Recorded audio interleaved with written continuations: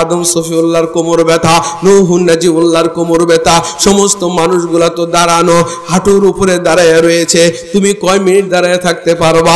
মাওয়া থেকে ঢাকা পর্যন্ত 40 মিনিট সময় লাগে।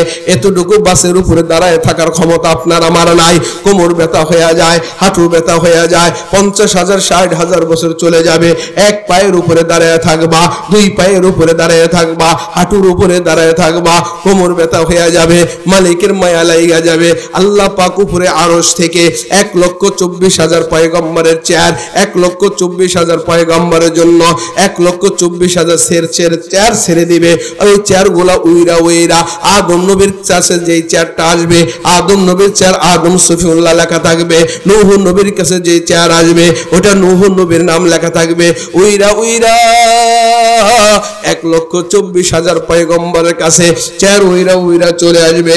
এবার বলবে যে চইলা যখন আসবে, আদম নবীর চেয়ারে বৈশা কইবে আলহামদুলিল্লাহ, নূহ নবীর চেয়ারে বৈশা কইবে আলহামদুলিল্লাহ, মুসা নবীর চেয়ারে বৈশা কইবে আলহামদুলিল্লাহ, ইব্রাহিম নবীর চেয়ারে বৈশা বলবে আলহামদুলিল্লাহ, ঈসা নবীর চেয়ারে বৈশা বলবে আলহামদুলিল্লাহ, আইয়ুব নবী বলবে আলহামদুলিল্লাহ, ইয়াকুব নবী বলবে আলহামদুলিল্লাহ, হুদ নবী বলবে আলহামদুলিল্লাহ, সালেহ নবী বলবে আলহামদুলিল্লাহ, জাকারিয়া নবী বলবে আলহামদুলিল্লাহ, জারজিস নবী বলবে আলহামদুলিল্লাহ, খিজির আলাইহিস সালাম বলবে আলহামদুলিল্লাহ। সমস্ত পয়গম্বর আলহামদুলিল্লাহ বলিয়া চেয়ারে বৈশা যাবে। কতদিন পর্যন্ত দাঁড়িয়ে রয়েছিলাম বলেন আলহামদুলিল্লাহ। একটা হবে বেরি, আরেকটা হবে শিকল, আরেকটা হবে রশি। প্রত্যেকটা 70 হাত লম্বা। ফেরেশতারা টানা আরম্ভ করে দিবে, ছেঁচড়াইয়ে টানতে টানতে আরম্ভ করে দিবে, পিছনে বাড়ি আরম্ভ করে দিবে। কিন্তু জাহান্নামের আগুন দেখা জাহান্নামে যাইতে চাবে না। এরা খুব মজবুত আকারে ধরে বসবে, কিন্তু ফেরেশতার শক্তির কাছে ওরা কিছুই না। বাড়ি মারার চোটে এদেরকে টাইনা টাইনা নিয়ে আরম্ভ করে দিবে। আল্লাহ পাক জাহান্নামের আগে একটা গর্ত বানাইছেন। ওই গর্তটার নাম হলো গাইয়া। ওই গাইয়া কূপের কাছে হইল ফালাইয়া দিতে হবে। ওই গাইয়া কূপের কাছে ফালাইলে ওটাই ওখান থেকে পড়তে পড়তে পড়তে পড়তে জাহান্নামের স্টেশনের সামনে দাঁড়াইয়া যাবে। আল্লাহু আকবার। আল্লাহ পাক বলে এই মানুষটা জান্নাতি হয়ে গেছে। এর একটা দুইটা গাড়ি না, 26.5 লক্ষ গাড়ির বহর দিয়া তোমাকে হাসর ময়দান থেকে মাওলার জান্নাতে পৌঁছাইয়া দিবে।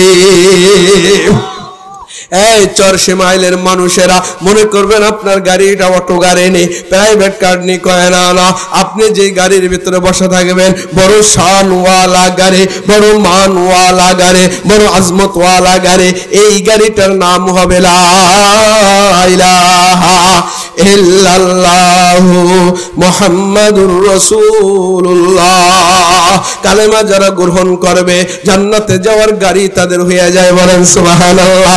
তোমার ডাইনে যেই গাড়িগুলা থাকবে, ডাইনের গাড়ির নাম সুবহানাল্লাহ, বামের গাড়ির নাম আলহামদুলিল্লাহ, পিছনের গাড়ির নাম আল্লাহু আকবার, সামনের গাড়ির নাম কোরআনুল কারীমের তেলাওয়াত, উপরের গাড়ির নাম দুরূদ শরীফ, পিছনের নিচের গাড়ির নাম হবে আস্তাগফিরুল্লাহ, বলেন সুবহানাল্লাহ।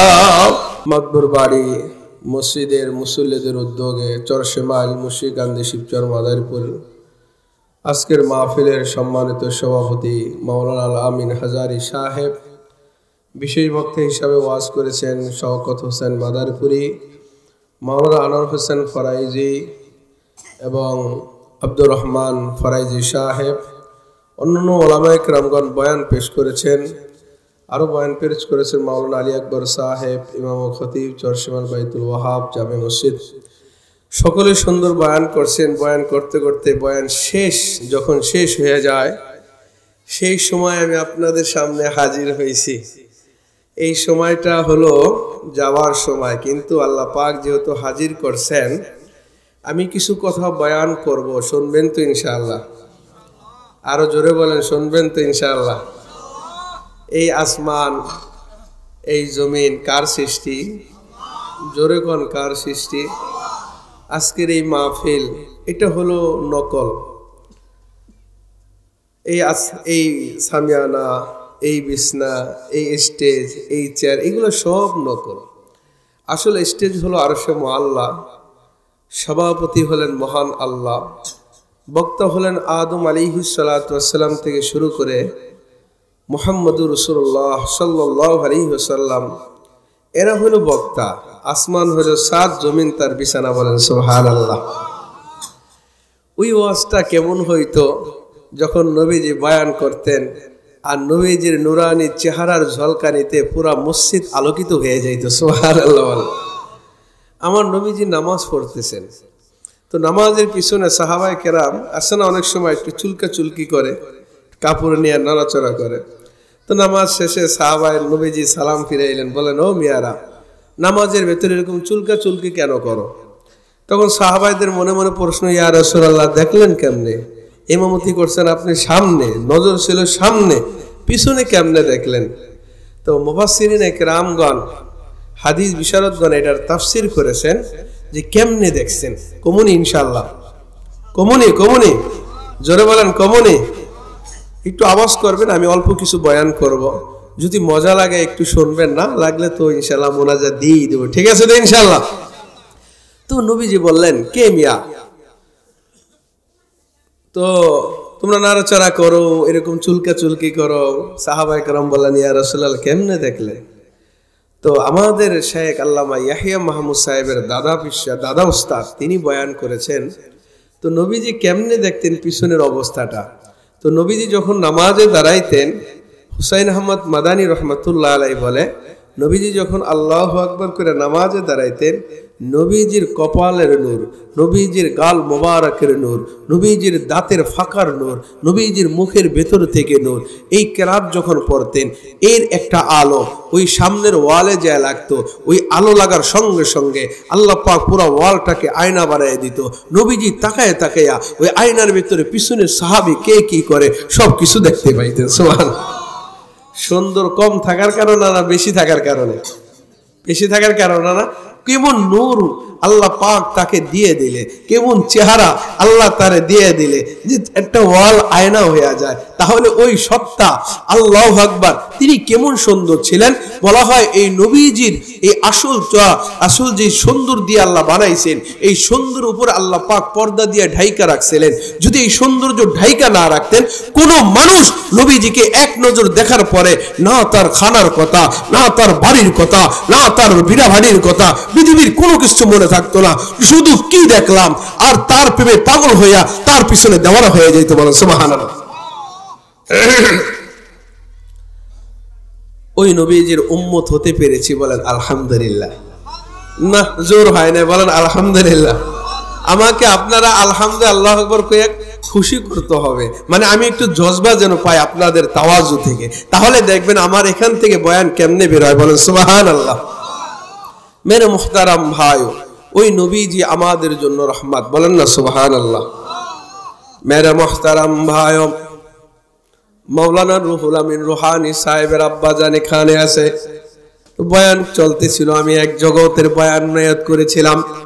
বলল হুজুর এই গ্রাম্য মানুষগুলা জান্নাত আর জাহান্নামের বয়ানের খুব আশা, এই বয়ান যদি কেউ করে তাহলে মা বোনেরা একটু ভালো মতন শুনতে পারবে, কতক্ষণ ঠিক কিনা? এই আমাদের ভাইয়েরা, আমাদের বাড়ি হইল, আসল বাড়ি হইল জান্নাত, বলেন সুবহানাল্লাহ। আর একটু বুঝাই নাই, একটু না বুঝাইলে মজা পাবো না।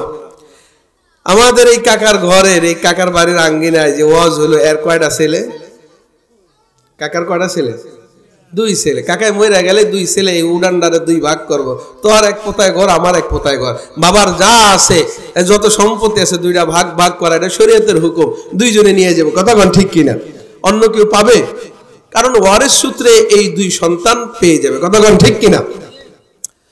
তাহলে আমার আব্বা জানকে আল্লাহ পাক বানাইছিলেন, বানানোর পরে আব্বা জানকে দিয়েছিলেন জান্নাতে। ওই জান্নাত থেকে আসছেন ঠিক, কিন্তু জান্নাত আমার আব্বা জানের বাড়ি, ওই আব্বা জানের সন্তান আমরা যদি আব্বা জানের অনুসরণ করতে পারি, আমরা যদি আব্বা জানের ছেলের মুহাম্মদুর রাসূলুল্লাহর অনুসরণ করতে পারি, ইনশাআল্লাহ মৃত্যুর পর ওই জান্নাতের এক অংশ আমরা পেয়ে যাব। সুবহানাল্লাহ। তাহলে আমাদেরকে একটু যাইতে হবে ঘুইরা। কেমনে ঘুরে যাইতে হবে? ছিলাম রুহের জগতে, আসলাম মায়ের পেটের জগতে, এখন আসি দুনিয়ার পেটে, আবার যাব কবরে পেটে, এরপর উঠতে হবে হাসরে ময়দান। ওখান থেকে ফারিকুম ফিল জান্নাহ ওয়া ফারিকুম ফিস সাইর ইয়াউমে দিকে জুলজিলাত জিলজালাহা আজমা বাসদ গাওয়াহি হালে হাম। চরশে মাইলের মানুষেরা, খুব খেয়াল করে রাখেন, রুহানি জগৎ থেকে আপনাকে আল্লাহ পাক পাঠিয়েছিলেন মায়ের জগৎ থেকে আল্লাহ পাক আপনাকে পাঠিয়েছেন এই দুনিয়ার ময়দানে। এখান থেকে থাকতে হবে কবরের জগতে, কবর থেকে হাসরের ময়দানে উঠবেন। কেমনে আপনি উঠবেন এটাও আল্লাহ পাক কোরআনুল কারিমে বলে দিয়েছে, বলেন সুবহানাল্লাহ। আল্লাহ পাক বলেন হায়াত যখন শেষ হয়ে যাবে, পৃথিবী নামক হায়াত যখন শেষ হয়ে যাবে, রব্বুল আলামিন ইসরাফিল আলাইহিস সালামকে একটা ফু দেওয়া হবে। একটা ফু আওয়াজে আসমান চূর্ণ বিচূর্ণ হয়ে যাবে, জমিন চূর্ণ বিচূর্ণ হয়ে যাবে, আসমানের চন্দ্র সূর্যগুলা ছিটকে পড়া আরম্ভ করে দিবে, ঘরের মানুষগুলা পাহাড়ের দিকে যাইতে আরম্ভ করে দিবে, পাহাড়ের বাঘগুলা ঘরের ভিতর আসতে আরম্ভ করে দিবে। কি ব্যাপার কি হইল? এক পর্যায়ে দেখা যাবে আসমানও মাথার উপরে নাই, জমিনও চূর্ণ বিচূর্ণ হয়ে গেছে, মানুষগুলো সব বেহুশ হয়ে গেছে। এমন এক পর্যায়ে লম্বা সময় পর্যন্ত এমন হবে। এরপরে আল্লাহ পাক হুকুম দিবে, হে ইসরাফিল আলাইহিস সালাতু ওয়াস সালাম, দুনিয়াতে আর কেউ বেঁচে নাই, না দুনিয়াতে বেঁচে আছে, না আকাশের ভিতরে কোনো ফেরেশতা বেঁচে আছে, না আরশ বহনকারী ফেরেশতা আছে, কেউ নাই, শুধু একমাত্র মহান আল্লাহ বেঁচে আছে, বলেন সুবহানাল্লাহ। আবার মাওলার যখন মন চাইবে ইসরাফিলকে বলে, ইসরাফিল লাগায় একটা সিংহায় ফু, হাসরের ময়দান বানাইতে হবে। ইসরাফিল আলাইহিস সালাম সিংহা ফু আরম্ভ করে দিবে। এর আগে আল্লাহ পাক হাসরের ময়দানটা, এই দুনিয়াটার ভেতরে হাসরের ময়দান কায়েম করবেন। এই দুনিয়াটাই হবে হাসরের ময়দান। আরাফাতের ময়দানে যেখানে গিয়েছিলেন ওটাই হবে হাসরের ময়দান। হাসরের ময়দানটাকে আল্লাহ পাক টান দিবে, লম্বা করে পশ্চিম প্রান্তে একবার এক মাথা লইয়া যাবে। হাসরের ওই আরাফাতের ময়দানটাকে টান দিয়া আসমানের পূর্ব প্রান্তরে লইয়া যাবে, হাসরের ময়দানকে টান দিয়া উত্তর দক্ষিণ মাথায় লইয়া যাবে। এইভাবে যখন চতুর্মুখে টান দিয়া হাসরের ময়দানটা লম্বা করে ফেলা হবে, এবার হাসরের ময়দানটা আর এই জমিন থাকবে না, এই জমিনকে ভিন্ন জমিনে রূপান্তরিত করবেন। না পাহাড় থাকবে, না কোনো ঘর বাড়ি থাকবে, না কোনো দালান কোঠা থাকবে, কিচ্ছু থাকবে না, শুধু থাকবে আহকামুল হাকিমিন, বলেন সুবহানাল্লাহ। মাওলার হুকুম হয়ে যাবে, ইসরাফিল আলাইহিস সালাম ফু আরম্ভ করে দিবে। এবার ইসরাফিল ফু আরম্ভ করার সঙ্গে সঙ্গে মাওলা পাক বলবে, এই জিবরাইল তাড়াতাড়ি যা, এই ইসরাফিল তাড়াতাড়ি যা, আমার বন্ধু রওজা পাকে ঘুমিয়ে রয়েছে, আমার বন্ধুর সবার আগে উঠা।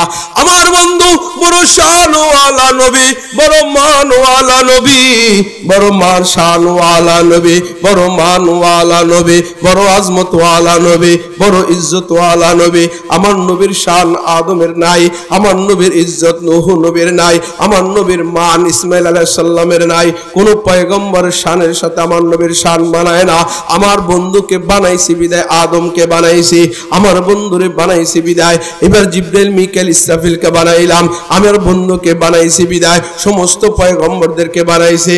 যা যা যা যা হাসরের ময়দানে আমার বন্ধুরে সর্বপ্রথম তুই উঠা।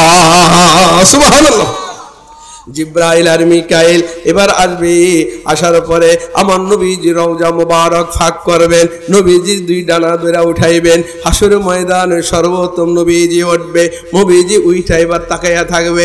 সামনে না কিছু মানুষ দেখা যায়, না ডাইনে কিছু দেখা যায়, না বামে কিছু দেখা যায়, না পিছনে কিছু দেখা যায়, না না না না, সামনেও নাই, ডাইনেও নাই, বামেও নাই, পিছনেও নাই, কোনো মানুষ হাসরের ময়দানে দেখে না।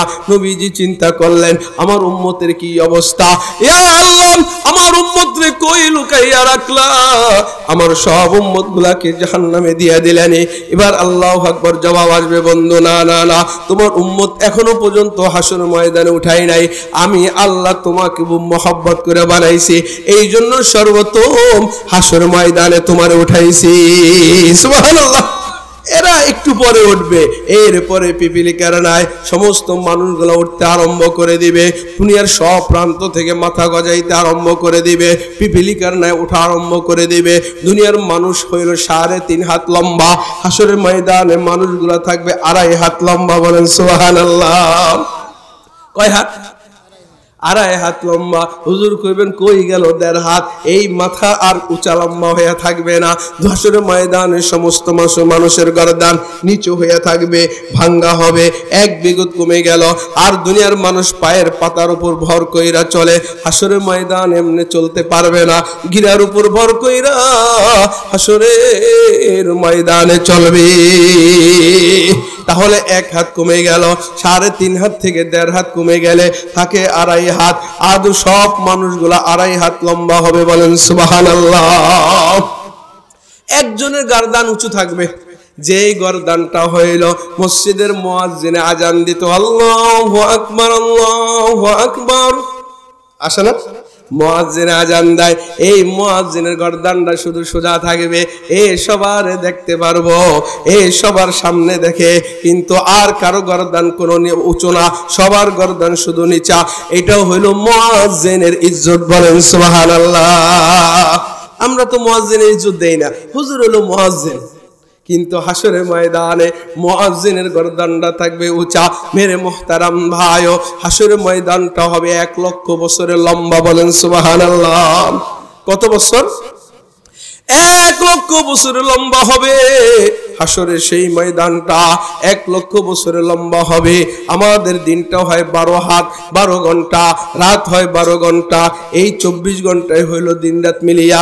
এটাকে টানতে টানতে যদি আপনি লম্বা করতে থাকেন, 1 লক্ষ বছর যত হবে তত লম্বা হবে হাসরের ময়দান। সুবহানাল্লাহ বলেন। হাসরের ময়দান হয়ে যাবে, আল্লাহ পাক হাসরের ময়দানে সাজাইবেন আজকে যেইভাবে সাজাইছেন। মাদ্দুর বাড়ি এই যে একটা স্টেজ সাজাইছেন, এর উপর একটা চেয়ার সাজাইছেন, আমার ডাইনে বসা আছে, আমার বামে বসা আছে, সামনে তাম্বুরা আছে, এই নিচে কিছু মানুষ আছে, কতক্ষণ ঠিক কিনা? আল্লাহ পাক হাসরের ময়দানটা সাজাইবেন, এমন একটা স্টেজ দিবেন, এই স্টেজটা হবে আরশ, বলেন না সুবহানাল্লাহ। ওই আরশের উপরে আল্লাহ পাক দিবেন একটা কুরসি, যেখানে আল্লাহ পাক বসা থাকবেন। এর ডাইনে আল্লাহু আকবার, এর ডাইনে কিছু চেয়ার থাকবে, এর বামও কিছু চেয়ার থাকবে।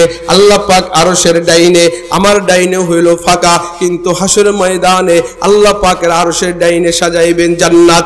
1 নম্বর জান্নাত, এর উপরে 2 নম্বর জান্নাত, 2 নম্বর উপর 3 নম্বর জান্নাত, 3 নম্বর উপর 4 নম্বর জান্নাত, 4 নম্বর উপর 5 নম্বর জান্নাত, 5 নম্বর উপর 6 নম্বর জান্নাত, 6 নম্বর উপর 7 নম্বর জান্নাত, 7 নম্বর উপরে 8 নম্বর জান্নাত, বলেন সুবহানাল্লাহ। পাকিজা তারাশ আরশে বরি জন্নতে ফিরদৌস, আরাম গাহে রসুলে আরাম গাহে। আল্লাহ পাক বলেন, আমার বন্ধু যে রওজা পাকে শোয়া আছে, ওই নবীজির ওই পায়ের কদমের সাথে যেই মাটি লাগা আছে, ওই 1 টুকরা মাটির দাম আমি মাওলার কাছে কেমন জানো নে? কয় কেমন? কয় এই যে আমি মাওলা 8টা জান্নাত সাজাইছি, সর্বশ্রেষ্ঠ জান্নাতের নাম জান্নাতুল ফেরদাউস। এই জান্নাতুল ফেরদাউসের চাইতে আমার নবীজির পায়ের সাথে যে ধুলা লেগেছে, যেই মাটিটা লেগেছে, ওই টুকরাটার দাম আমি মাওলার কাছে বেশি। জোরে বলেন সুবহানাল্লাহ।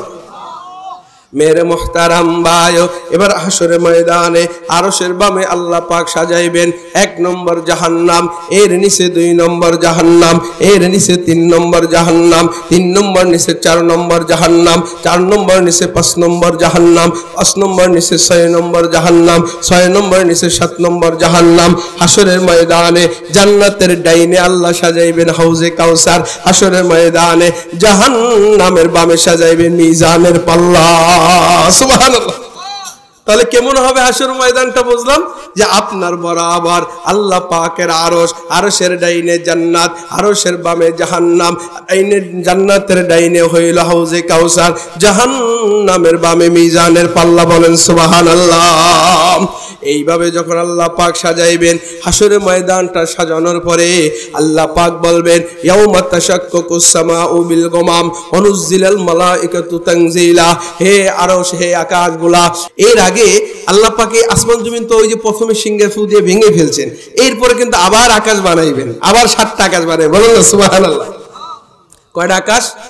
সাত আকাশ, এর ভিতরে যত রক্ষিত ফেরেশতা আছে আল্লাহ পাক বলবেন, হে আসমানের ফেরেশতারা, ইয়াউমা তাশাক্কাকুস সামাউ বিল গামাম, আসমানটা ফেটে যাবে।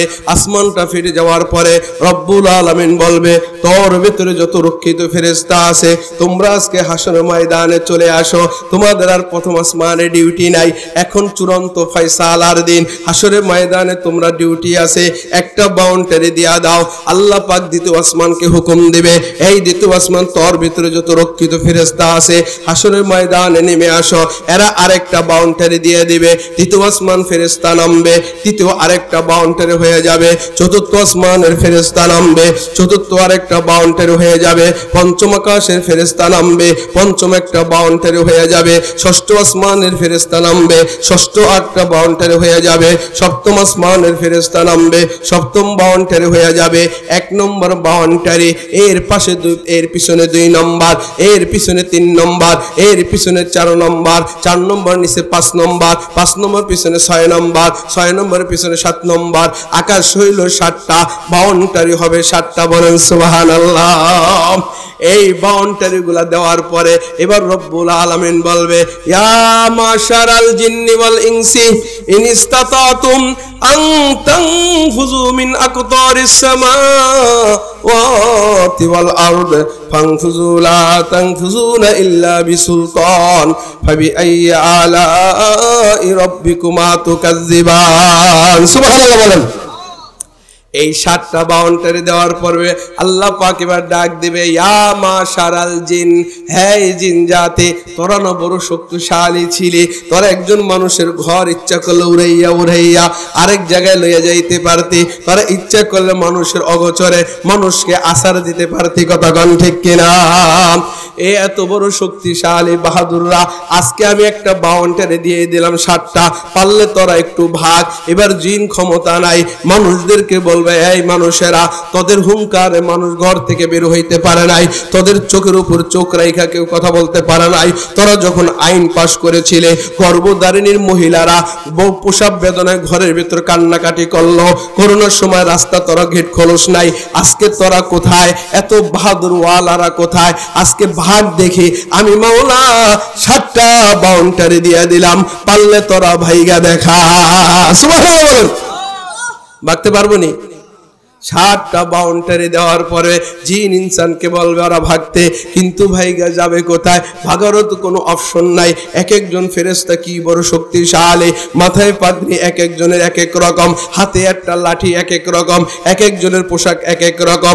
দুনিয়ার ভেতরে যেরকম ভাবে গ্রাম্য পুলিশের চকিদারের পোশাক এক রকম, কথা কোন ঠিক কিনা? লাঠিটা এক রকম, আবার পুলিশের পোশাকটা এক রকম, তার পিস্তলটা এক এক রকম, কথা কোন ঠিক কিনা? র্যাবের পোশাকটা এক এক রকম, তার অস্ত্রটা আরেক রকম, বিজিবির পোশাকটা আরেক রকম, তার অস্ত্রটা আরেক রকম, কথা কোন ঠিক কিনা? মিলিটারির পোশাক এক এক রকম, তার অস্ত্রটা আরেক রকম।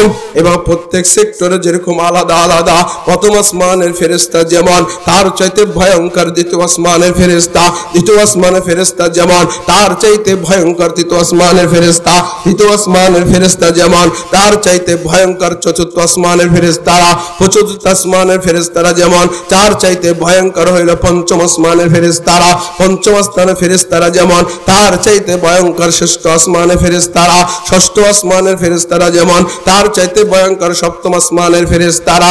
এক একজনের চেহারা আলাদা আলাদা, এক একজনের পোশাক আলাদা আলাদা, এক একজনের মাথার পাগড়ি আলাদা আলাদা, এক একজনের লাঠি অস্ত্র আলাদা আলাদা, বলেন সুবহানাল্লাহ। আমি কিন্তু আপনাদেরকে এখান থেকে জান্নাতে নিব, জাহান্নামে নিব, ঠিক আছে ইনশাআল্লাহ? আমরা জাহান্নামে যাব না, কাফেরদেরকে ঢুকাই দেব, আমরা জান্নাতে চলে যাব, ঠিক আছে তো ইনশাআল্লাহ? যাইতে চান তো ইনশাআল্লাহ? মজাটা পাবেন এখন, একটু পরে থাকবেন না চলে যাবেন, সারা জীবন তো বাড়িতে ঘুমিয়েই থাকবেন একটু, ঠিক আছে না? গতকালকে গাবতলী গেছিলাম, এই হযরতকে নিয়ে বক্তা সাহেব এই বয়ান করে গাবতলী থেকে মিরপুরে কি নিয়ে যাইছি জানেন? ওই বাইক লয়ে গেছি, বাইক লয়ে ঘুরতে ঘুরতে ঘুরতে ঘুরতে ঘুরতে ঘুরতে আবার রাত্রে অনেক আইসা বসে, শীতে ধরছে এই এক পোশাকে। মজা আছে, আমরা প্রতিদিন জাগ্রত থাকি, কিন্তু আপনার একদিন তো, কথা কোন ঠিক কিনা? অসুবিধা হইব ইনশাআল্লাহ? আল্লাহর জন্য জাগলে কোন অসুবিধা হইব? मेरे मोहतरम भाइयों, जागना है जाग ले अफलाक के साया तले, हशर तक सोया करोगे खाके साया तले। তুমি যদি এই দুনিয়াতে জাগতে চাও জায়গা থাকো হাসরের প্রয়োজন হাসরের ময়দান পর্যন্ত কবরের ভিতরে তোমাকে ঘুমায়ে থাকতে হবে। ইমানদার হইলে ঘুমাইবা, বেঈমান হইলে তো লাঠির বাড়ি আছে, কতক্ষণ ঠিক কিনা? তুমি যদি এই জমিনে জায়গা থাকো, যেই চোখ মাওলার জন্য জায়গা থাকে, যেই চোখ নবীর জন্য জায়গা থাকে, ওই চোখের জন্য মাওলা জাহান্নামের আগুন হারাম করে দেয়। मेरे मुहतारम भाइयों, এবার হাসরের ময়দানে যখন এই সাত আসমানের ফেরেশতারা 7টা বাউন্ডারি যখন দিয়া দিবে, আল্লাহ পাকের সবকিছু প্রস্তুত। ডাইনে হইল যা জান্নাত, এক একটা জান্নাত কত বড় জানেননি? একটা জান্নাতের 100টা তালা হবে, এক একটা তালা হবে জমিন থেকে আসমান যত দূর, মাওলা পাকের জান্নাতের এক একটা তালা তত দূর। সুবহানাল্লাহ। 500 বছরের রাস্তা হবে আপনার দ্বিতীয় তালা, এই দ্বিতীয় তালা হবে এরকম, তৃতীয় তালা হবে এরকম। জমিন থেকে আসমান যেমন 500 বছরের রাস্তা, তোমার জান্নাতের একটা জান্নাত, এই জান্নাতের 100টা তালা হবে, এক একটা তালা হবে জমিন থেকে আসমান পর্যন্ত। বলেন সুবহানাল্লাহ। হাদিসের ভিতরে বয়ান করেন এই এক একটা তালার ভিতরে এত জায়গা, আমার এক একটা তালার ভিতরে কয়জন থাকতে পারে? হাসরের ময়দানে আপনার জান্নাতের এক একটা তালার ভিতরে আদম সফিউল্লাহর যত উম্মত, আদম সফিউল্লাহর যত উম্মত, নূহ নবীর যত উম্মত, অর্থাৎ পৃথিবীর ভিতরে যত মানুষ আগমন করেছে, জিন আগমন করেছে, এদেরকে যদি এক তালায় ঢুকানো হয় তারপরও তোমার জান্নাতের এক তালা ভরবে না। সুবহানাল্লাহ। এত বড় জান্নাত এই মাওলা এই 100 তালার উপরে হইল আল্লাহ পাক তোমার 2 নম্বর জান্নাত বানাইছেন। এই 2 নম্বর জান্নাত হবে 1 নম্বরের তুলনায় আরো 1000 গুণ ভালো, কোটি কোটি গুণ সুন্দর। আবার দ্বিতীয় জান্নাতটা এই দ্বিতীয় তুলনায় তৃতীয়টা হবে আরো সুন্দর, তৃতীয়টার তুলনায় চতুর্থটা আরো সুন্দর, চতুর্থটার তুলনায় পঞ্চমটা আরো সুন্দর, পঞ্চমটার তুলনায় ষষ্ঠটা আরো সুন্দর, ষষ্ঠটার তুলনায় সপ্তমটা আরো সুন্দর, সপ্তমের চাইতে 8 নম্বর জান্নাত, জান্নাতুল ফেরদাউস। এই জান্নাতুল ফেরদাউস সবচাইতে বেশি সুন্দর। সুবহানাল্লাহ। मेरे मुहतारम भाइयों, এই জান্নাতের ডাইনে সাজাইবেন আল্লাহ হাউজে কাউসার। হাসরের ময়দানের বয়সটা হবে, দিনটা হবে 1 লক্ষ বছরের সমান। একটা দিন যদি হয় 1 লক্ষ বছরের সমান, হাসরের ময়দানে যখন এই লম্বা সময়টা 10,000 বছর চলে যাবে, মানুষগুলা হাহাকার শুরু করে দিবে। মাথার উপরে এই যে 1 বিঘতের উপরে এবার সূর্য যখন তাপ ছেড়ে দিবে, মানুষের গুনাহ যেই পরিমাণ হবে, মানুষের তাপমাত্রা সেই পরিমাণ পাবে। মাথার মগজগুলা টকবকাইতে আরম্ভ করে দিবে, মাথার মগজগুলা থেকে ঘাম বের হইতে আরম্ভ করে দিবে। এক পর্যায়ে ঘাম আসতে আসতে কারো তো হাঁটু পর্যন্ত আসবে, কারো কোমর পর্যন্ত আসবে, কারো ঘাড় পর্যন্ত চলে আসবে। এইভাবে হাসর ময়দানে ঘামে ভরে যায়। বলেন নাউজুবিল্লাহ। এ আমার ভাইয়েরাম, 400 মাইলের লোকেরাম, ওই হাসরের ময়দানে তুমি উঠবা, ওই হাসরের ময়দানে তোমার বাবা উঠবে, হাসরের ময়দানে তোমার গোষ্ঠী গীতি সবাই উঠবে। কিন্তু ব্যাপার স্যাপার কি, দুনিয়ায় বিপদে পড়লে ভাইয়ের কাছে যাও, বিপদে পড়লে বাবার কাছে যাও, বিপদে পড়লে গোষ্ঠী গীতির কাছে যাও। হাসরের ময়দানে তুমি কারো কাছে যাইতে পারবা না। ইয়াউমা ইয়াফিরুল মারউ মিন আখি ওয়া উম্মিহি ওয়া আবিহি ওয়া সাহিবাতিহি ওয়া বানি লিকুল্লি ইমরিইম মিনহুম ইয়াউমা ইযিন শাআনু ইউগনি। কেউ সবাই সবার থেকে ভেগা আরম্ভ করে দিবে, কেউ কারো দিকে তাকাবার সময় থাকবে না, কেউ কারো দিকে তাকাবার সময় থাকবে না, না কেউ কাউকে উপকার করবে, কোনো অবস্থাই হবে না। এমন ভাবে যখন 10,000 বছর চলে যাবে, 20,000 বছর চলে যাবে, 30,000 বছর চলে যাবে, 50,000 বছর যখন চলে যাবে, এক একটা উম্মত শুধু নফসি নফসি বলা আরম্ভ করে দিবে। আদম সফিউল্লাহ নফসি বলবে, নূহ নাজিবুল্লাহ নফসি বলবে, ইব্রাহিম খলিলুল্লাহ নফসি বলবে, ঈসা রূহুল্লাহ নফসি বলবে, ইসমাইল জবিহুল্লাহ নফসি বলবে, বাদশাহ সুলাইমান নবী নফসি বলবে, বাদশাহ যুলকারনাইন নফসি বলবে, আইয়ুব নবী নফসি বলবে, ইয়াকুব নবী নফসি বলবে, ইউসুফ নবী নফসি বলবে, ইউনুস নবী নফসি বলবে। শুধু খালি নফসি আর নফসির আওয়াজ। সমস্ত পয়গম্বর বলে নফসি নফসি, সমস্ত উম্মত বলে নফসি নফসি। এই নফসি নফসির ভেতরে দিয়ে শুধু একটা শব্দ বেশি আসবে, ওই কণ্ঠ কারো কণ্ঠের সাথে মেলে না, ওই সাউন্ড কারো সাউন্ডের সাথে মেলে না, ওই শব্দ কারো শব্দের সাথে মেলে না। একটা আওয়াজ আসবে, আপনার আমার নবীজি বলবে, ইয়া রাব্বি হাবলি উম্মতি, ইয়া রাব্বি হাবলি উম্মতি। এই আল্লাহ, আজকে আমি আমার কলিজার টুকরা ফাতেমার কথা বলতেছি না, আজ আমি আমার কলিজার টুকরা ইমাম হাসান হুসাইনের কথা বলি না, আজ আমি আমার কলিজার টুকরা আমার নাতিনাতির কথা বলি না, না আমার আব্বা জানের কথা বলি, না আমার আম্মা জানের কথা বলি, না আমার চাচা জানের কথা বলে, না আমার দাদা জানের কথা বলে, আজ আমি শুধু একটাই কথা বলে, ইয়া রাব্বি হাবলি উম্মতি উম্মতি, আমার উম্মতের কি অবস্থা হবে। সুবহানাল্লাহ। এমন ভাবে যখন শুরু হয়ে যাবে সমস্ত নবীর, আল্লাহু আকবার, সমস্ত নবীরা শুধু নিজেরা বাঁচতে চায়, আমার নবী শুধু উম্মতদেরকে বাঁচাইতে চায়, বলেন সুবহানাল্লাহ। এ চরশে মাইলের মানুষেরা, এমন অবস্থা হবে। এবার দেখবে হাসর ময়দান আরো 50,000 বছর সময় বাকি আছে। এবার সমস্ত উম্মতেরা হয়রান হয়ে যাবে, সমস্ত নবীরা কষ্ট পাবে। এক পর্যায়ে এমন অবস্থা হয়ে যাবে, আদম আলাইহিস সালামের কিছু পার্সোনাল ভিআইপি উম্মত, নূহ নবীর কিছু পার্সোনাল ভিআইপি উম্মত, এরা সবাই জড়মিল হবে, পরামর্শ করবে যে আল্লাহ পাক, আমরা আদম আলাইহিস সালামের কাছে যাই। আল্লাহ হাসর ময়দান সাজাইছেন, হাসর ময়দানে চেয়ার উপস্থিত, কিন্তু মাওলা উপস্থিত না। সুবহানাল্লাহ। সব উপস্থিত আছে, মাওলা নাই। মাওলা যদি বিচার আরম্ভ করে দেয়, হয়তো জাহান্নামে যাব, নয়তো জান্নাতে চলে যাব। এ আমার ভাইয়েরা, এবার সব উম্মতেরা একটু লাইন দইরা দইরা, আদম সফিউল্লাহ কই আছে, আদম সফিউল্লাহর কাছে যায় বলবে, আব্বা সবাই রে বানাইছে মাওলা কোন দিয়া, তোমারে মাওলা বানাইছেন হাত দিয়া, মাওলা তোমার জান্নাতের ভিতরে থাকতে দিয়েছে। এ আব্বা আদম সফিউল্লাহ, আল্লাহর একটু সুপারিশ করেন না, মাওলা যেন বিচারটা আরম্ভ করে দেয়। সুবহানাল্লাহ বলেন। খবরদার বাবা, মাফ চাই, আমি পারবো না এই কথা বলতে।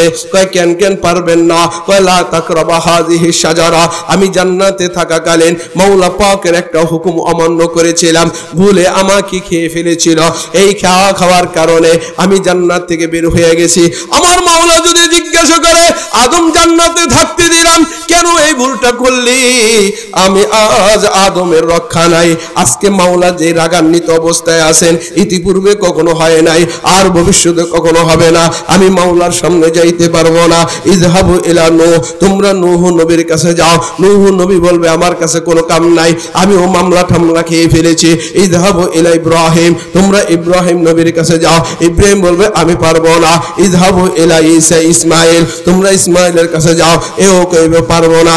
ইযহাবু ইলা মূসা, মূসার কাছে যাও, এও বলবে আমি পারবো না। ইযহাবু ইলা ঈসা, তোমরা ঈসার কাছে যাও। ঈসা আলাইহিস সালাম বলবে, এত দূর পাইরা লাভ নাই। হাসরের ময়দানের কর্তৃত্ব এবার একমাত্র মুহাম্মদুর রাসূলুল্লাহ সুপারিশ করার অনুমতি পাবে। তোমরা আর কারো কাছে না যাইয়া মুহাম্মদুর রাসূলুল্লাহর কাছে যাও, তিনি যদি সুপারিশ করেন, মাওলা সুপারিশ কবুল করে নিবে।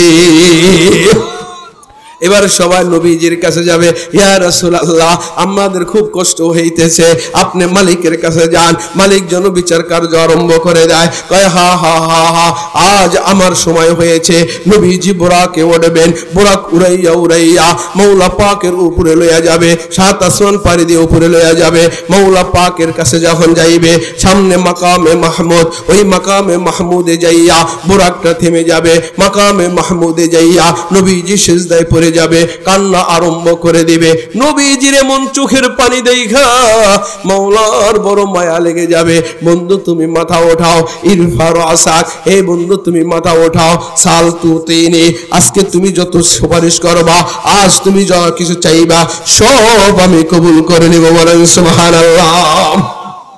অনেক গল্প স্বল্প কইরা এবার আল্লাহ পাক বলে, আল্লাহ তোমার হাসরের ময়দানে যেতে হবে, উম্মতের বড় কষ্ট হইতেছে। কয় বন্ধু তুমি যাও, আমি কিছুক্ষণ পরে আসা আরম্ভ করে দিতেছি। এবার নবী যখন হাসরের ময়দানে আসবে, এবার সমস্ত উম্মতেরা দৌড় পাইরা যাবে, আল্লাহ কি এখানে আসছেন নি? কয় না, এখানে আমাকে আল্লাহ তাআলা পাঠিয়েছেন। এরপরে মাওলা হাসরের ময়দানে আসবে। বলেন সুবহানাল্লাহ। এবার নবীজি হাসরের ময়দানে চলে আসলেন। হাসরের ময়দানে আসার পরে এবার দেখতেছে আদম সফিউল্লাহর কোমর ব্যথা, নূহ নাজিউল্লাহর কোমর ব্যথা, সমস্ত মানুষগুলা তো দাঁড়ানো, হাঁটুর উপরে দাঁড়ায় রয়েছে। তুমি কয় মিনিট দাঁড়ায় থাকতে পারবা? মাওয়া থেকে ঢাকা পর্যন্ত 40 মিনিট সময় লাগে। এতটুকু বাসের উপরে দাঁড়ায় থাকার ক্ষমতা আপনার আমার নাই। কোমর ব্যথা হয়ে যায়, হাঁটু ব্যথা হয়ে যায়। 50,000 60,000 বছর চলে যাবে, এক পায়ের উপরে দাঁড়ায় থাকবা, দুই পায়ের উপরে দাঁড়ায় থাকবা, হাঁটুর উপরে দাঁড়ায় থাকবা, কোমর ব্যথা হয়ে যাবে, মালিকের মায়া লাইগা যাবে। আল্লাহ পাক উপরে আরশ থেকে 1,24,000 পয়গম্বরের চেয়ার, 1,24,000 পয়গম্বরের জন্য 1,24,000 চেয়ার ছেড়ে দিবে। ওই চেয়ারগুলা উইরা উইরা আদম নবীর কাছে যেই চেয়ারটা আসবে, আদম নবীর চেয়ার আদম সফিউল্লাহ লেখা থাকবে। নূহ নবীর কাছে যেই চেয়ার আসবে, ওটা নূহ নবীর নাম লেখা থাকবে। উইরা উইরা 1,24,000 পয়গম্বরের কাছে চেয়ার উইরা উইরা চলে আসবে। এবার বলবে যে চইলা যখন আসবে, আদম নবী চেয়ারে বৈশা কইবে আলহামদুলিল্লাহ, নূহ নবী চেয়ারে বৈশা কইবে আলহামদুলিল্লাহ, মূসা নবী চেয়ারে বৈশা কইবে আলহামদুলিল্লাহ, ইব্রাহিম নবী চেয়ারে বৈশা বলবে আলহামদুলিল্লাহ, ঈসা নবী চেয়ারে বৈশা বলবে আলহামদুলিল্লাহ, আইয়ুব নবী বলবে আলহামদুলিল্লাহ, ইয়াকুব নবী বলবে আলহামদুলিল্লাহ, হুদ নবী বলবে আলহামদুলিল্লাহ, সালেহ নবী বলবে আলহামদুলিল্লাহ, জাকারিয়া নবী বলবে আলহামদুলিল্লাহ, জারজিস নবী বলবে আলহামদুলিল্লাহ, খিজির আলাইহিস সালাম বলবে আলহামদুলিল্লাহ। সমস্ত পয়গম্বর আলহামদুলিল্লাহ বলিয়া চেয়ারে বৈশা যাবে। কতদিন পর্যন্ত দাঁড়িয়ে রয়েছিলাম বলেন আলহামদুলিল্লাহ। এত দাঁড়ানোর পর চেয়ার যখন পাইছে, বলেন তো খুশি হয়েছে না বেজার হয়েছে? খুশি হয়ে সবাই বয়ে গেছে। তো খুশি যখন হয়েছে, এবার সবাই মাজায় একটা হাত ধরে এবার সবাই আলহামদুলিল্লাহ কয়ে বসে গেছে, বলেন সুবহানাল্লাহ। তো চেয়ারে যখন বসে গেছে, এবার আদম আলাইহিস সালাতু ওয়াস সালাম বসে গেলেন, সব নবীরা বসে গেলেন। মুহাম্মদুর রাসূলুল্লাহর কাছেও একটা চেয়ার আছে, তো ওই চেয়ারের গায়েও লেখা আছে মুহাম্মদুর রাসূলুল্লাহ, কিন্তু নবীজি বসে নাই, সমস্ত পয়গম্বর বসে গেছে, বলেন সুবহানাল্লাহ। জিবরাইল আলাইহিস সালাম বললেন, ইয়া রাসূলুল্লাহ, আর কতক্ষণ দাঁড়ায় থাকবেন? এই যে আপনার জন্য মাওলা চেয়ার পাঠিয়েছে, চেয়ারে বসা যান। কয় না না না, আমি বসবো না। কয় আপনার চেয়ার, এই যে আপনার নাম লেখা আছে মুহাম্মদুর রাসূলুল্লাহ, এই চেয়ারখানায় বসা যান। এবার নবীজি বসতে রাজি না। ইব্রাহিম বলবে, ইয়া রাসূলুল্লাহ, কেন আপনি চেয়ারে বসবেন না?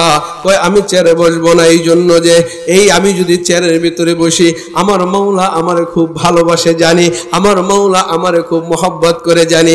আমি যদি চেয়ারে বসি আর চেয়ারে যদি মাওলা হুকুম দিয়া দেয়, এই চেয়ার আমার বন্ধুরে উড়াইয়া উড়াইয়া হাসরের ময়দান থেকে আমার জান্নাতের ঘরে পৌঁছাইয়া দে। আমি যদি জান্নাতে চলে যাই, আমার এতিম উম্মতেরা, অভিভাবক হারা উম্মতেরা এবার হয়রান হইয়া পেরেশানি হইয়া হাসরের ময়দানে পড়ে থাকবে, বলেন সুবহানাল্লাহ। আমার এতিম উম্মতেরা আমার না দেখে বড় চিন্তায় পড়ে যাবে। আমি আমার উম্মতেরাই এই চেয়ারে বসতে পারবো না। চেয়ারে যদি হুকুম দিয়া দেয়, আমি জান্নাতে চলে গেলে আমার এতিম উম্মতের অভিভাবক হারা হয়ে যাবে। আমি এই জন্য চেয়ারে বসবো না।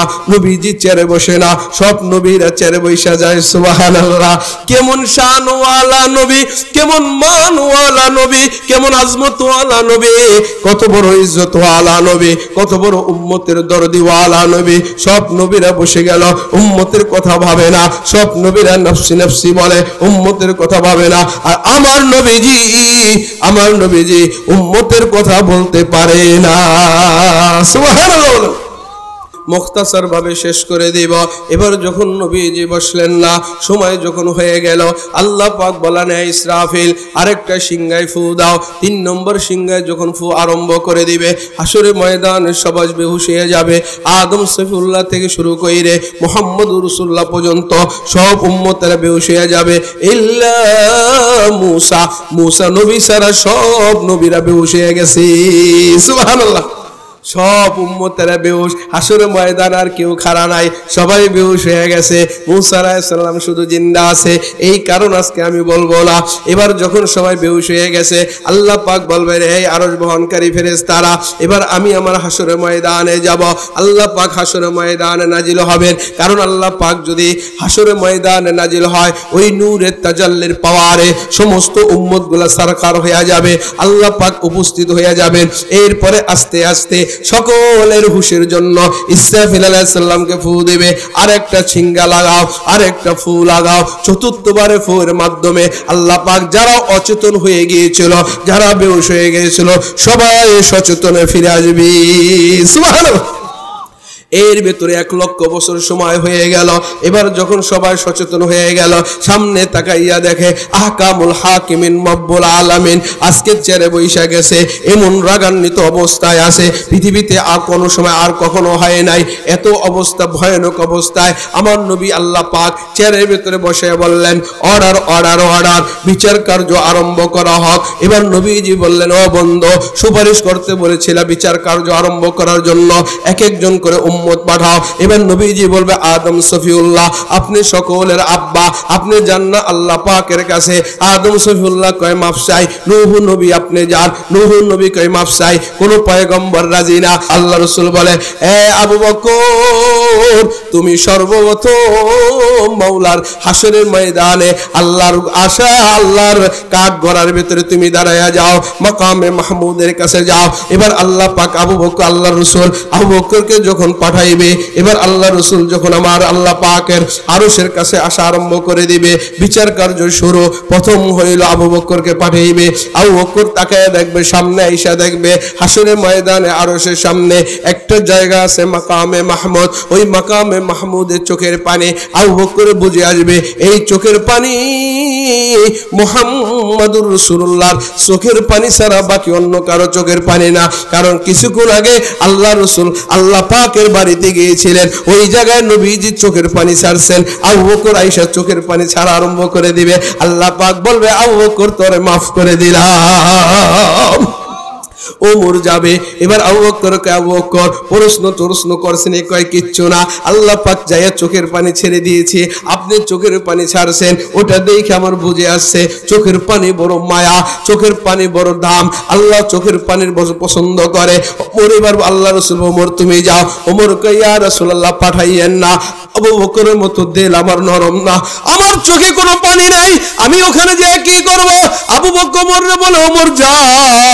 ওমর যাওয়া যখন আসা আরম্ভ করে দিবে, দূর থেকে মাওলা ওমরের সালাম দিয়ে বিদায় দিয়ে দিবে। ওমর তুই পাশ হয়ে গেছে, বলে সুবহানাল্লাহ। এক এক করে 1,24,000 সোয়া লক্ষ সাহাবী পাস, আব্দুল কুতুব গাউস কুতুব পাস। এবার আস্তে আস্তে যখন একজন আসামি যখন হয়ে যাবে, এর নেকি টান হয়ে গেছে, এর নেকি কম হয়ে গেছে, আল্লাহ পাক বলবে এর জাহান্নামে নিয়ে যাও। এবার যখন ওকে জাহান্নামে নিয়ে যাওয়ার জন্য আল্লাহ পাক জাহান্নামের আরশের বামে যে জাহান্নাম বানিয়ে রাখছেন, এক একজন ফেরেশতাকে বলবে এর পায়ে পায়ে রশি লাগাও, হাতে শেকল লাগাও, গলায় বেড়ি লাগাও। 3 জিনিস লাগাইবে আসামির গলায়, 3টা জিনিস লাগাইবে। এবার এই রশিগুলা থাকবে 70 হাত লম্বা, গলার বেড়িটা থাকে 70 হাত লম্বা, হাতের শেকলটা থাকবে 70 হাত লম্বা। গলায় একটা বেড়ি পরাবে, 2 হাতে শেকল লাগাইবে, 2 পায়ে রশি লাগাইয়া এবার 3টা রশির মাথা একজন ফেরেশতাদের কাছে দিয়া বলবে, এইভাবে 10 জন আসামিকে একজন ফেরেশতাদের কাছে দিয়া বলবে, এবার কুত্তার মতো পিটাইয়া, গরু ছাগলের মতো পিটাইয়া পিটাইয়া, হাকাইয়া হাকাইয়া ওই যে জাহান্নাম আছে, জাহান্নামে নিয়ে যা। নাউযুবিল্লাহ বলেন। কয়জন আসামি থাকবে একজন ফেরেশতার কাছে? 10 জন। ধরে একজন আসামির 3টা রশি হইলে তাহলে 10 জন আসামির 30টা রশি হবে, অর্থাৎ হইল একটা হবে বেড়ি, আরেকটা হবে শিকল, আরেকটা হবে রশি, প্রত্যেকটা 70 হাত লম্বা। ফেরেশতারা টানা আরম্ভ করে দিবে, ছেঁচড়াইয়ে টানতে টানতে আরম্ভ করে দিবে, পিছনে বাড়ি আরম্ভ করে দিবে। কিন্তু জাহান্নামের আগুন দেখা জাহান্নামে যাইতে চাবে না, এরা খুব মজবুত আকারে ধরে বসবে, কিন্তু ফেরেশতার শক্তির কাছে ওরা কিছুই না। বাড়ি মারার চোটে এদেরকে টাইনা টাইনা নিয়ে আরম্ভ করে দিবে। আল্লাহ পাক জাহান্নামের আগে একটা গর্ত বানাইছেন, ওই গর্তটার নাম হলো গাইয়া। ওই গাইয়া কূপের কাছে হইলো ফালাইয়া দিতে হবে। ওই গাইয়া কূপের কাছে ফালাইলে ওটাই ওখান থেকে পড়তে পড়তে পড়তে পড়তে জাহান্নামের স্টেশনের সামনে দাঁড়াইয়া যাবে। আল্লাহু আকবার। এবার ওই গাইয়া নামক কূপের কাছে নিতে পারবে না, কারণ গাইয়া নামক কূপের ভেতর দিয়ে আগুন, ওই আগুনের তাপ এমন পরিমাণ। এবার ফেরেশতারা বলবে, ফেরেশতা বলবে আল্লাহ আমি তো অত দূরে টাইনা নিতে পারতেছি না, ওই গাইয়া নামক কূপের আগুনের তাপ আমার শরীরে লাগতেছে, আমি পারতেছি না।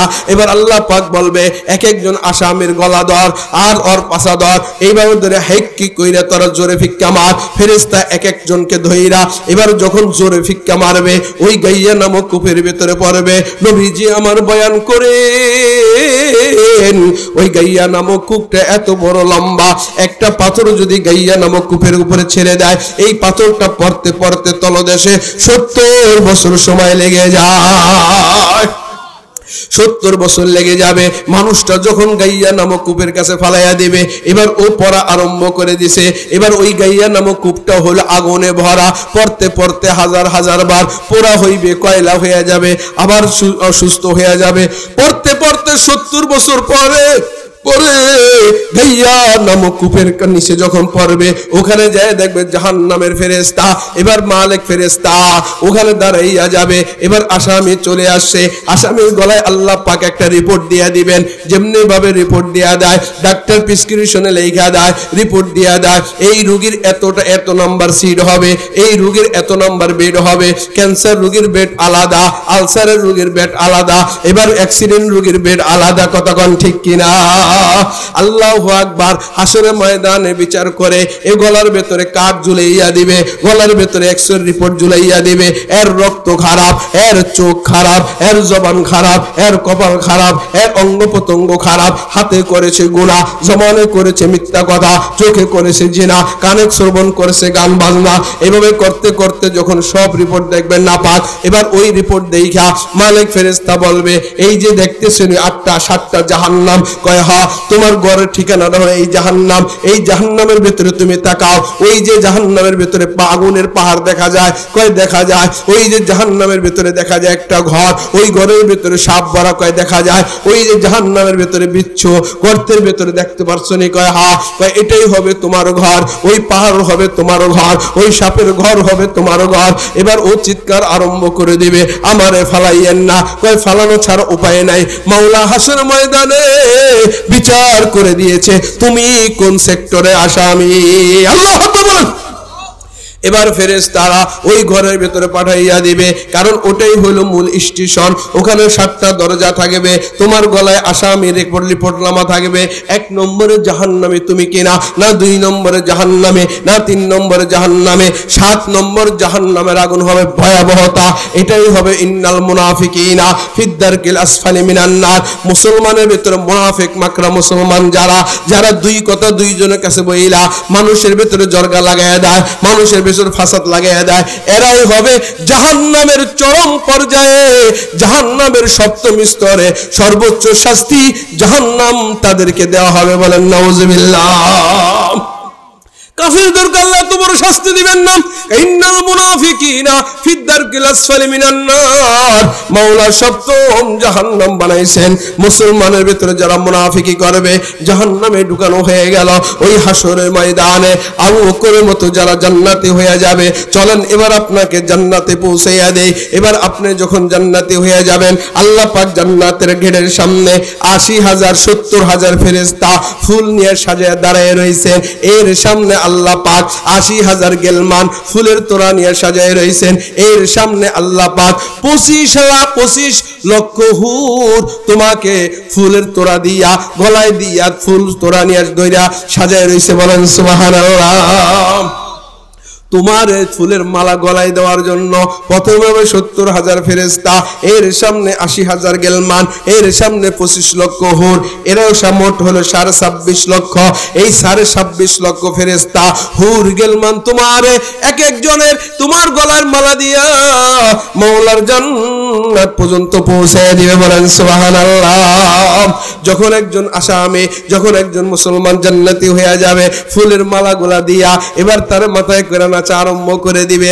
আল্লাহ পাক বলবে এই মানুষ আজকে দুনিয়ার ভিতরে ওর কিছু সম্বল ছিল না, আজ ও আখিরাতে বাদশা, আজ ও আখিরাতে প্রেসিডেন্ট। ওর ডাইনে গাড়ি থাকবে, ওর বামে গাড়ি থাকবে, ওর সামনে গাড়ি থাকবে, ওর পিছনে গাড়ি থাকবে, ওর উপরে গাড়ি থাকবে, ওর নিচে গাড়ি থাকবে। দুনিয়ার প্রাইম মিনিস্টার সরকার যখন তার বাসভবন থেকে ঢাকা যায়, এই তো 10, 20টা, 50টা, 200 গাড়ি লয়। সামনে 200 গাড়ি থাকে, পিছনে 200 গাড়ি থাকে, ডাইনে ভাবে কোনো গাড়ি থাকে না। প্রধানমন্ত্রী মাঝখানে বসা থাকে, দুনিয়ার সব রোডঘাট বন্ধ করে দেয়। আল্লাহ পাক বলে এই মানুষটা জান্নাতি হয়ে গেছে। এর একটা দুইটা গাড়ি না, 26.5 লক্ষ গাড়ির বহর দিয়া তোমাকে হাসর ময়দান থেকে মাওলার জান্নাতে পৌঁছে দিবে। এই 400 মাইলের মানুষেরা মনে করবেন আপনার গাড়িটা অটো গাড়ি নেই, প্রাইভেট কার নেই, কয় না না, আপনি যে গাড়ির ভিতরে বসে থাকবেন বড় শানওয়ালা গাড়ি, বড় মানওয়ালা গাড়ি, বড় আজমতওয়ালা গাড়ি, এই গাড়িটার নাম হবে লা ইলাহা ইল্লাল্লাহু মুহাম্মাদুর রাসূলুল্লাহ। কালেমা যারা গ্রহণ করবে জান্নাতে যাওয়ার গাড়ি তাদের হয়ে যায়। বলেন সুবহানাল্লাহ।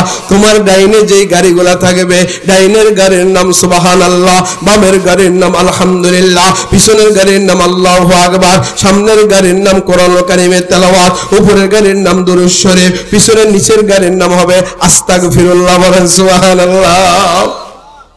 ডাইনে গাড়ি সুবহানাল্লাহ, বামে গাড়ি আলহামদুলিল্লাহ, পিছনে গাড়ি আল্লাহু আকবার, সামনে গাড়ি কোরআন তেলাওয়াত, উপরে গাড়ি হবে দুরূদ শরীফ, নিচে গাড়ি হবে আস্তাগফিরুল্লাহ।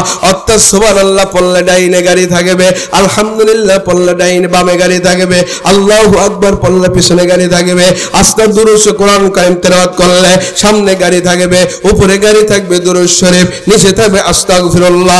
এই গাড়িতে যখন কইরা আপনাকে জান্নাতের গেটে নিয়ে যাবে, জান্নাতের গেটে যাওয়ার আগে আল্লাহ পাক একটা কি বানাইবেন জানেন নে? একটা ঝর্ণা বানাইবেন। ওই ঝর্ণার পানি দিয়ে আপনারা গোসল করাইব। ঝর্ণার পানি দিয়ে যখন গোসল করাইব 2-6টা গুণে গুণান্বিত হয়ে যাবেন আদম সফিউল্লাহর মতো লম্বা, হয়ে যাবেন ঈসা রূহুল্লাহর মতো বয়স, হয়ে যাবেন আইয়ুব নবীর মতো ধৈর্য, হয়ে যাবে ইউসুফ আলাইহিস সালামের মতো সৌন্দর্য। বলেন সুবহানাল্লাহ। হয়ে যাবেন দাউদ আলাইহিস সালামের কণ্ঠ, হয়ে যাবেন মুহাম্মদুর রাসূলুল্লাহর মতো আখলাক। 6 গুণ নিয়া জান্নাতের গেট দিয়ে জান্নাতে ঢুকে যান। বলেন সুবহানাল্লাহ। তো এমন শানওয়ালা হয়ে যাবেন, এত বোঝানো লাগে না। আস্তাগফিরুল্লাহ রব্বি মিন কুল্লি যামবি ওয়া আতুবু ইলাইহি লা হাওলা ওয়ালা কুওয়াতা ইল্লা বিল্লাহিল আলিয়্যিল আযীম।